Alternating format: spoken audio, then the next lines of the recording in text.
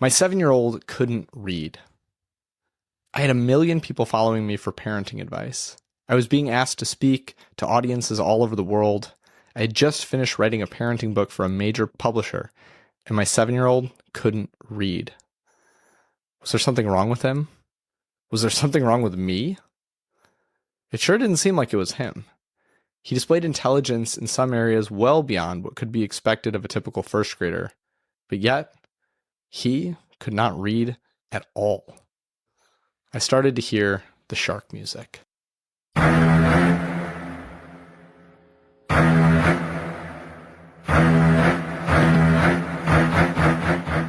For those who haven't heard me talk about parenting shark music, it's the idea that parents often unnecessarily panic when they encounter small, but no less triggering, innocuous signs of struggle. We all know the iconic soundtrack from the movie Jaws, the haunting orchestral dun-dun that always signals the arrival of the monstrous great white shark. The truth is, the movie would actually be very unscary without the music. While the eventual appearance of the shark was peak cinematic achievement back in 1975, you're almost an hour and a half into the movie before you even see it. The fear comes from one's own imagination, triggered by that music. An underwater POV looking up at the first unsuspecting teenage victim, the flash of a fin, some barrels surfacing and being tugged along the water. None of these are scary on their own, but the music makes them all terrifying. By the first time the shark actually physically appears, we, the audience, are already terrified of it. It happens an hour and 21 minutes in when our protagonist finally sees the beast and says the iconic line, "You're," by the way, it's not we're, but "you're gonna need a bigger boat." That scene, interestingly, is also the first time that the shark appears without warning, relying on a jump scare rather than the suspense and anticipation that comes from the music. The result of that masterful filmmaking is that when audiences watch Jaws, they are, in effect, not afraid of the shark at all.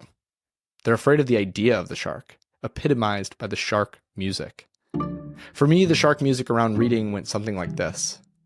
If my child is struggling to read at 7, they will never learn how to read and wind up jobless with no meaningful relationships, living at home in my basement at 40, or worse, in prison. Dun-dun. Of course, most of us don't think in such clear terms in the moment. It's more abstract, just, oh no, this is really bad, really, really bad. But nevertheless, when my 7-year-old could barely read See Spot Run, the shark music was there, the soundtrack of my anxiety. The only thing that kept me from going full-on freak-out mode was the guiding principle that I highlighted in last week's post.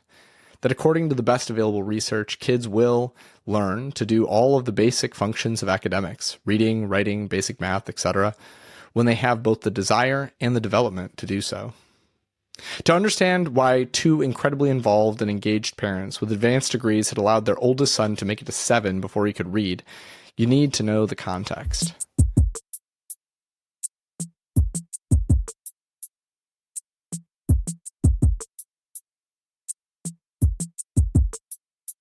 When my son was almost 5, we, like many eager parents planning on homeschooling, began to implement a popular reading curriculum. The curriculum was phonics-based, which we had determined through more research than I would like to admit, was definitely the way to go, and it was highly regarded. My son, for his part, absolutely hated it. Here is this voracious and curious learner who could do basic math and memorized every dinosaur name with shocking pronunciation and accuracy by 2 years old, but who absolutely hated sitting down to read. I started to think that he, like me, had ADHD, or a reading-based learning disability. It took the better part of an hour to do a simple one-page worksheet and would often just result in abject failure or interminable power struggles. We persevered. Weeks turned into months, as we would take turns going to the library with him to try and turn abstract random symbols into meaning. Then, one day, we had all had enough. We stopped trying to teach him how to read. At this point, we felt like giving up entirely. And to you, it may sound like we did. But what really happened was that we decided to think long term. Ignoring the shark music, we said to one another, our kid is plenty bright. One day he will learn how to read. We just have to give him a reason to. And so we changed the goal. From that point on, instead of teaching him how to read, we decided to teach him why to read.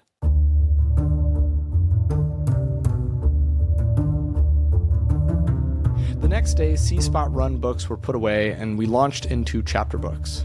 Charlotte's Web, The Hobbit, Harry Potter. I read for what felt like an eternity out loud each and every day, and it still wasn't enough for him.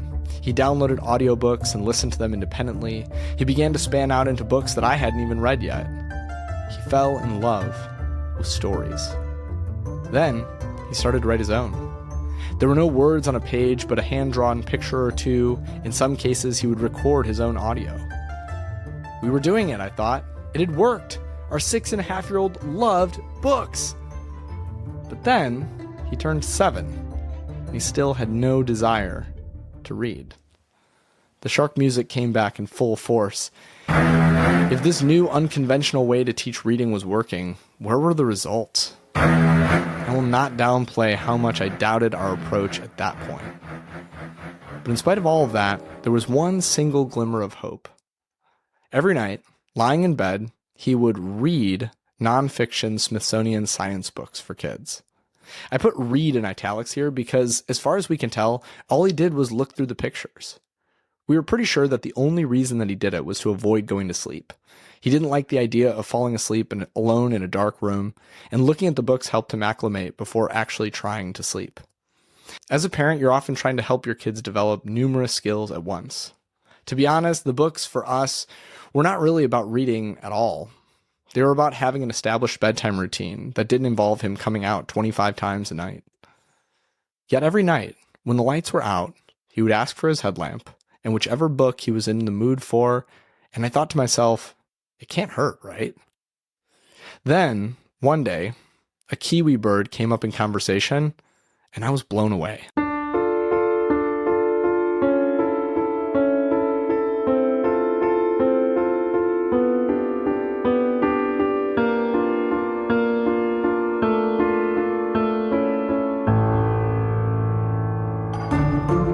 Birds don't rely on a sense of smell. They don't even have noses. They have beaks, I said. Kiwis have noses. They have terrible eyesight and they're nocturnal, so they have to rely on a sense of smell to find food. I don't think kiwis are nocturnal though, are they? Yes, kiwis are nocturnal. They're like bats or owls, but they don't rely on sonar or really big eyes. They smell their way around. How do you even know that? What, did you see that on Wildcrats? It's important to point out at this point in the conversation, there was nothing out of the ordinary. My son has an incredible memory for animal facts, and he regularly watched educational shows on PBS like Wildcrats that might contain information about kiwis being nocturnal or hunting by scent. But what he said next totally shocked me. No, I read it in All About Birds. I looked at him in stunned silence. I'll show you, he said, interpreting my silence as skepticism, and he ran upstairs to get his book. Sure enough, in black and white, kiwis have nostrils. They use it to sniff out insects and earthworms.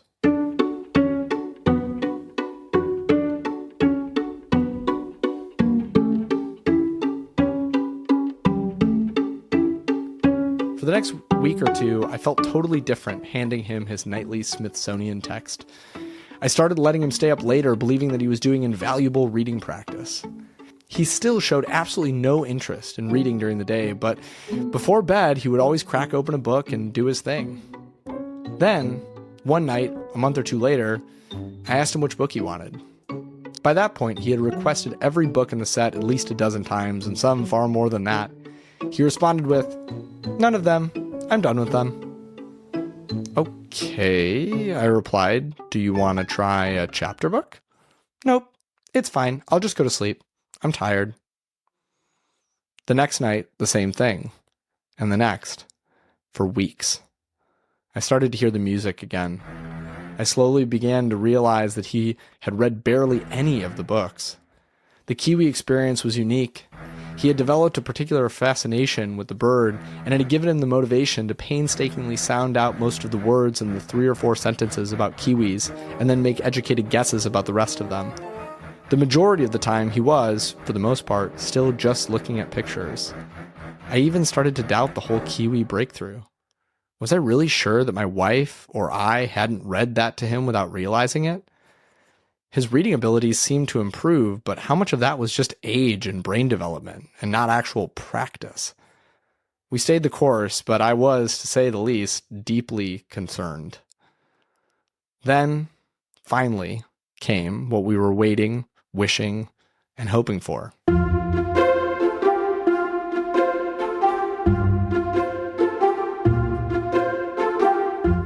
My son picked up a book that had been gifted to him by his older nephew, a book that I had been trying to encourage him to read for months. Dogman. For those unfamiliar, Dogman is a graphic novel written by Dave Pilkey, the author of Captain Underpants. What began as a fun Captain Underpants spin-off became a series to rival the original, spawning even more spin-offs and a blockbuster movie. The first night my son read Dogman, it didn't seem like he liked it. As a voracious fiction reader myself, I assured him that almost all chapter books take some time to get into. The next night, he asked for it again, and the next, and then the next. About a week later, I came downstairs from putting him to bed to find Dogman, the book that I thought he was reading upstairs, still sitting on the couch. Confused, I brought it to him. "No, I don't need that. I finished it. I'm reading the next one." I looked down at the book in my hand. It was well over 200 pages long. Granted, some of those pages only had a handful of words on them, but still. "Okay," I replied. 3 days later, he finished book 2 on Friday. Not at night, but around lunchtime. He had started reading during the day. For pleasure. He finished book 3 in the car on the way to church on Sunday, and complained that he hadn't brought book 4 with him. Within 2 months, he had read the entire series, including the spin-offs, most more than once. 19 books in all. Thousands and thousands of pages. He moved on to the Bad Guy series, another graphic novel with far more words per page, and devoured those too. Today, 3 days after he turned 9, he's almost through book 3 of Narnia. Books that, because they were written in British English and are now more than 70 years old, my wife and I often trip up when we're reading them aloud. Looking back at the 5-year experiment, it's inescapable that it worked. Interestingly, I'm still not convinced that he doesn't have a reading disability. Even though he's now reading above grade level, which, by the way, I put absolutely zero stock in grade level assessment anymore, he still struggles with certain reading skills that even his 5-year-old brother doesn't seem to. For his privacy, I won't go into the details. But one thing I can say without a doubt is that as long as no one kills it, this boy will spend the rest of his life loving to read. And what we love, we do. And what we do, we get better at.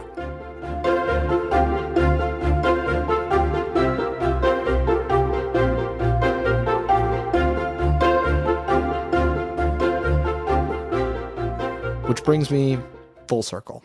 I have alluded thus far to the fact that I struggled to read. That is a massive understatement. My reading issues were so extensive that I was given an IEP and medicated.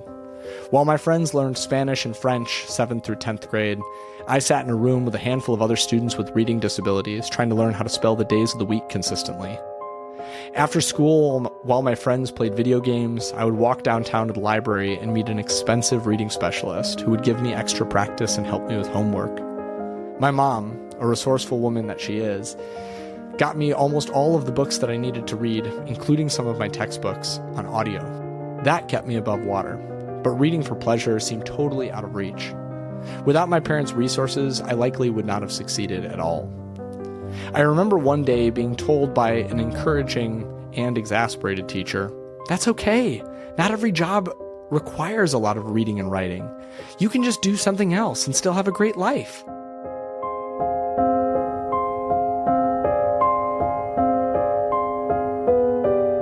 It was not until I was a senior in high school that changed. I had a teacher, Fred Shank, who finally stopped trying to teach me how to read and instead decided to teach me why to read. By the time I graduated college 4 years later, I did so as one of the best written communicators in my class and got a job writing position statements for a Fortune 100 company. 5 years later, I graduated from an extremely reading and writing intensive master's program with honors. In 2025, I published my first book. Why do I say all of this?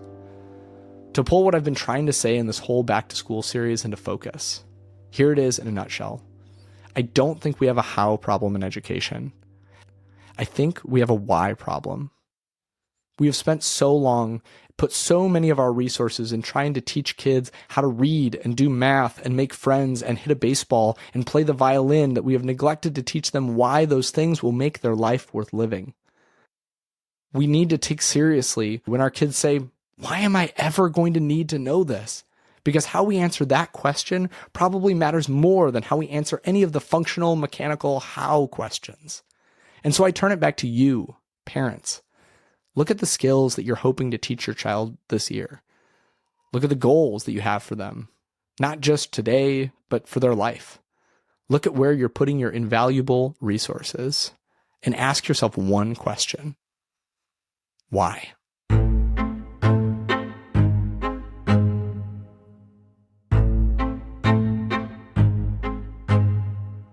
The Whole Parent Substack, podcast, and social media are entirely funded by giant corporate interest groups, political lobbying organizations, and venture capital money.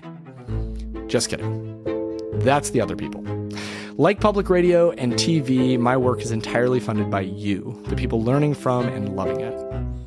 I would, and usually do, try and make all of this for free. But if you wanted to say thank you and keep the lights on and keep the articles coming, the best way to do that is to subscribe for a few dollars a month. Thank you to all of you who have already done so.